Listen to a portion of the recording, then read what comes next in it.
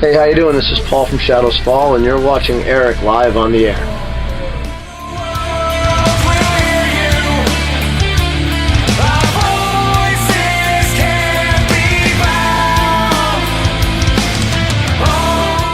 So I am here with Paul from Shadows Fall. Now we're here at the Mayhem Festival, which is pretty crazy. You guys have been on this tour for how long now? Oh, we're going on about 3 weeks a month or so. Okay, and how much longer do you guys have? About the same, just over the halfway mark. Okay. Yeah. So how has it been so far? It's been fantastic. You know, tons of people every day, a lot of good metal bands. You know, rock and roll summer camp for all us, and a great show for the fans. How long has this band been?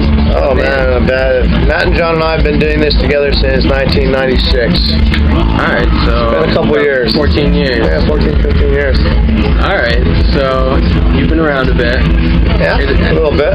What has been the best part about being in this band? Oh, it's just been, you know, playing, seeing the world, getting to, you know, travel places I never thought I'd go to. I mean, you know, playing shows all over Europe, Australia, Asia, South America, all over the U.S. You know, that part of it's amazing. All the traveling you can do is just, it's awesome. I love playing in Australia. That's one of my, it's a beautiful continent, and I absolutely love playing shows there. We just were there in December with Lamb of God, doing some great shows.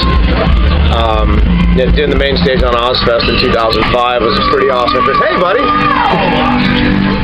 Oh, Act 4 Midwest. yeah, we're almost ready for Act 4. I gotta open and shut. All right. And yeah, you know, but all the shows have been great. Even there's been some great club shows, like this club at downtown in New York, in Long Island. That place is always fun to play. Small, you know, crowd 300-400 kids in there, and just full of energy. So there's a lot of different moments that were great for different reasons. Yeah. Kiss was probably the first band I got into. That was the first album I bought in 1978. Yeah, and then in the early mid '80s, I got pretty fucking blown away by like Black Flag and the Dead Kennedys and stuff. And I was doing a lot of punk rock shows. Yeah. And then the whole crossover thing with DRI and things like DRI, COC, and you know SOD and all the hardcore metal thing fusion again. And that in the late '80s, that was a big thing for me too. So I mean, yeah. So yeah, as far as like what to expect, I mean, it's like a lot of the bands I was really into were more on this kind of a level. So I wasn't always about the grandiose bands. When you were growing up, what did you imagine? Like, did you imagine this at all, or was it... You know, I never really thought that far about it. You know, just kind of just doing it, and as things happened, it happened. I mean, I don't know. I didn't really know what to expect, I guess, you know? Yeah, obviously, you see things on a bigger scale. When you're not there, your mind wanders more, and you know you can look at it. But I never really knew what to expect, I guess. Like you said, I mean, you get to do something you love every day, and that's one of the greatest things about it. I mean, anytime you can do something you have a passion for with your life, that's always a good thing. And you know, then when we're not touring and getting a lot of free time to do a lot of things I want to do at home too, so that's kind of cool too. Actually, down here in Jersey, there was always a kid that used to come to the shows in a Winnie the Pooh costume a few years back.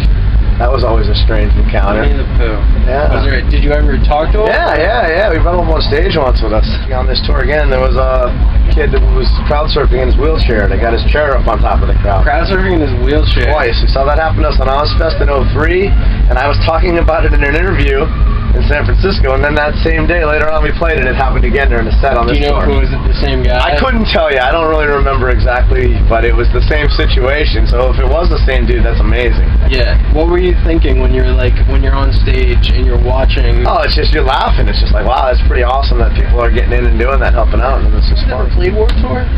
We've never done the whole tour. We've done off dates on it over the years and whatnot, and years back, I used to live right next to the place in Northampton, Mass, where they used to have it. So I've been attending it from like the first few, like right down there. So I'm very familiar with it. When you hear Vans Warped, what do you think? What's the first thing that comes to mind? For me, it'd probably be Quicksand, Social Distortion, Rancid, No Effects, all the bands I used to see on the first few Warped Tours when I used to live right now. I was a 2-minute walk from the grounds of my old apartment, so those were those early shows, the first couple Warped Tours that came through there. You know, Sublime, Face to Face, all those bands were on in those years. Do you think they affected the way that you perform nowadays?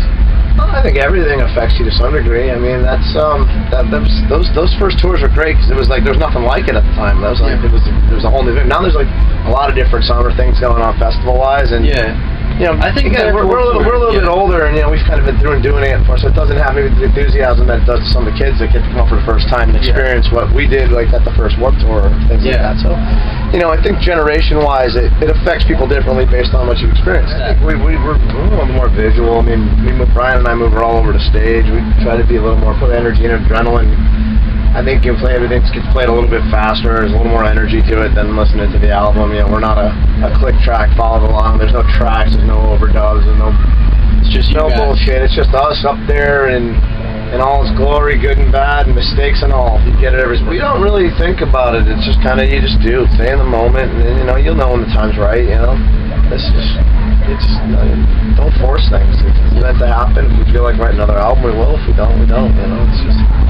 Are you guys working on anything new at this point? Well, no, we don't write it all on the road. We've never been good at that, so we gave up on that a while ago. Okay. So when we're done with the cycle, we'll see where we're at, and you know, maybe we'll reassess what we all want to do in our lives and decide from there. But I have a good chance we'll probably do something else. Thank you so much for taking the time. No problem.